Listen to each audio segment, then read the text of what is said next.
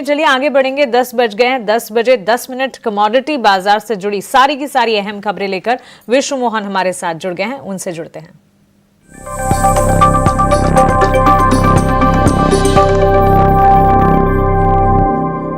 चलिए शुरुआत कर लेते हैं कमोडिटी 10 बजे की 10 मिनट के लिए। और सबसे पहले आज हम नॉन एग्री मार्केट के साथ शुरुआत करते हैं, क्योंकि सोना लगातार नया रिकॉर्ड बनाता जा रहा है। 86,500 रुपए के करीब आज भी कॉमेक्स पर सोना है, एमसीएक्स पर सोना है। कॉमेक्स स्पॉट गोल्ड की अगर बात करें तो वहां भी नया रिकॉर्ड हमने कल बनते देखा है। और आज भी हालांकि हल्की तेजी के साथ ही कारोबार हो रहा है 86,300 पे। हालांकि शुरुआती जो तेजी थी वो थोड़ी यहां पर कम होती दिख रही है। चांदी में भी अच्छी चमक दिख रही है, 97,000 रुपए के ऊपर चांदी आ चुकी है। तो दोनों ही काउंटर काफी अच्छी तेजी के साथ कारोबार कर रहे हैं।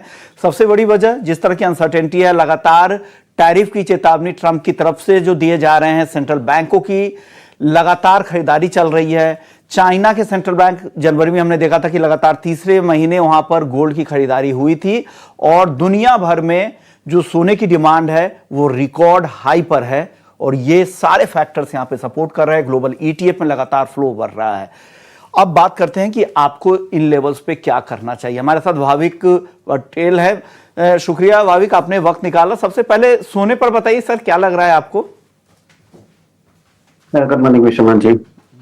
देखिए, सोने में अगर देखें तो कल मॉर्निंग सेशन यूएस के थे तो एफओएमसी के जो स्टेटमेंट है थोड़े हॉकिश है, तो हमने गिरावट देखी। बट इवनिंग सेशन में वापस से हमने देखा कि यूएस की जो हाउसिंग स्टार्ट्स है वो वीक है, तो नया हाई बना रहा है। तो ओवरऑल आई थिंक कोई भी डिप मिलता है तो मुझे नहीं लग रहा है कि कोई मीनिंगफुल करेक्शन हो सकता है जब तक ये ट्रम्प की टैरिफ पॉलिसी अनसर्टेनिटी है।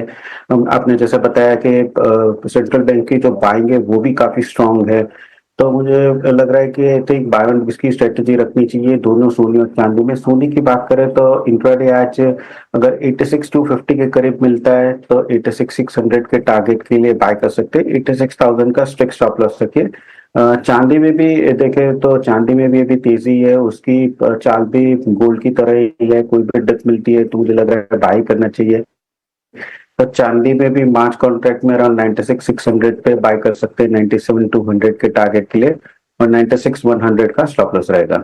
ओके, क्रूड को लेकर फंडामेंटल्स ये है कि एपीआई की जो रिपोर्ट थी क्रूड स्टॉक की, वहां पे क्रूड स्टॉक बढ़े हैं पिछले हफ्ते अमेरिका में। दूसरी खबर, सीज फायर को लेकर जो बातचीत चल रही है रूस और यूएस में, ताकि यूक्रेन के साथ वो लड़ाई बंद हो, लेकिन यूक्रेन की अनदेखी हो रही है। इस वजह से लग रहा है कि कहीं सीज फायर में देरी ना हो जाए। अब एक खबर यहां पर क्रूड को लेकर यह भी है कि ओपेक प्लस अप्रैल के बाद उनकी उत्पादन की पॉलिसी क्या रहेगी, क्या वो उत्पादन को बढ़ाएंगे या घटाएंगे, इसको लेकर अभी भी काफी अनिश्चितता है। उनकी तरफ से कोई बयान नहीं आया है। कच्चा तेल हालांकि अभी दबाव में दिख रहा है, आज 3 दिनों की तेजी पर ब्रेक लगा है। आगे क्या करना चाहिए भाविक जी? देखिए, मार्केट कल जो एपीआई के बढ़ के आए इन्वेंट्री उसके ऊपर थोड़ा रिएक्ट करा है। जैसे आपने बताया कि अनिश्चितता काफी है कि मार्च के बाद ओपेक प्लस प्रोडक्शन अपना बढ़ाएंगे कि नहीं। बट ये कल ही हमने देखा कि रशिया के मिनिस्टर ने भी एक स्टेटमेंट दिया है कि अभी फिलहाल तो ऐसा कोई नहीं है कि डिले नहीं करेंगे, वो अप्रैल में बढ़ाएंगे। बट मार्केट के अभी भी फ्लूइड है, तो मुझे लग रहा है कि कहीं ना कहीं अपसाइड 6350 6400 एक कैप जरूर से रहेगा। आज के दिन थोड़ा लग रहा है कि कच्चे तेल में दबाव रहेगा, तो 6250 का जो पुट ऑप्शन है वो बाय कर सकते हैं। अराउंड 160 टारगेट रहेगा 230 का, और इंट्राडे स्टॉप लॉस रहेगा 130 का। तो 6250 का जो पुट ऑप्शन है वो बाय कर सकते हैं। पुट खरीदने की सलाह यहां पे भाविक की तरफ से दी जा रही है। मेटल्स में आपको आज क्या समझ में आ रहा है, किस तरह की ट्रेडिंग करनी चाहिए? कोई टॉपिक यहां से निकल कर आ रहा है क्या?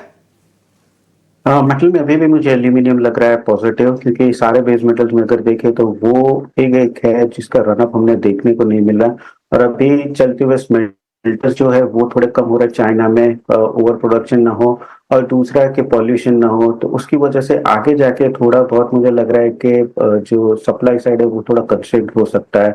तो एल्यूमिनियम मुझे बहुत पसंद आ रहा है, तो 263 के करीब बाय कर सकते हैं 266 के टारगेट के लिए, और 261 का स्टॉप लॉस रहेगा। बात हो गई है। अब बात कर लेते हैं एग्री मार्केट की। जीरे के साथ शुरुआत करेंगे। गल्फ फूड फेस्टिवल में जीरे की जो डिमांड है करेंट भाव पर नहीं है। इंटरनेशनल मार्केट में चाह रहे हैं कि वो नीचे का भाव कोट करे यहां अगर आपको माल बेचना है। तो क्या लग रहा है, जीरे में और गिरावट की संभावना बन रही है क्या?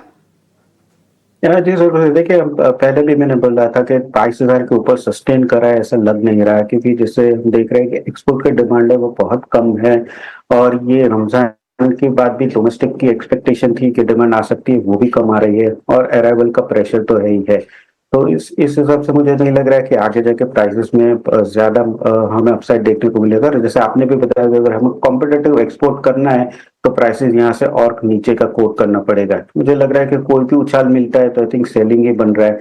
तो आज के दिन भी 21,600 के करीब शॉर्ट कर सकते हैं 21,000 के टारगेट के लिए, और 21,900 का स्टॉप लॉस रहेगा। इन दोनों पर क्या राय देंगे आप भाविक? देखिए धनिया मुझे ज्यादा पसंद आ रहा है। धनिया में हमने देखा है कि वो स्टॉक भी कम है, और 2-3 दिन से थोड़ी बहुत हमें देख रहे हैं कि तेजी भी दिख रही है। तो आई थिंक धनिया मेरी टॉप पिक रहेगी आज के दिन, जहां पे अगर 1 से 2 दिन का नजरिया रहेगा तो 8200 के करीब बाय कर सकते हैं, 8300 के टारगेट के लिए, और 8150 का स्टॉप लॉस रहेगा। तो धनिया मेरे टॉप पिक रहेगी बाय के लिए। तो इन मसालों में आपको धनिया पसंद आ रहा है, जहां पे 8150 के स्टॉप लॉस के साथ खरीदारी की सलाह आपकी तरफ से। ग्वार की बात करते हैं, ग्वार भी सीमित दायरे में ही है। कल के सत्र में हल्की नरमी दिखी थी, आज क्या होगा, क्या करना चाहिए ग्वार में सर? गुआर में अभी भी 5400 के ऊपर सस्टेन नहीं कर पा रहा है सीड। हम देखें तो फंडामेंटल में कोई चेंजेस नहीं है, बट बार बार 5400 के करीब आता है प्राइसेस, और सेलिंग प्रेशर देख रहा है। नीचे अगर देखें तो 52 से 5100 ठीक सीमित दायरे में ही ट्रेड बन रहा है। तो आई थिंक जब तक 5400 के ऊपर नहीं जाता तब तक मुझे नहीं लग रहा है कोई तेजी ज्यादा देखने को मिल सकती है आज के दिन, क्योंकि रेजिस्टेंस के नजदीक है। तो एक बार शॉर्ट कर सकते हैं 5400 के स्टॉप लॉस से, और नीचे का टारगेट रख सकते हैं 5250 का। शुक्रिया भाविक, आपने वक्त निकाला, हमारे दर्शकों को गाइड किया नॉन एग्री मार्केट को लेकर, एग्री मार्केट को लेकर कि आज आपको क्या करना है।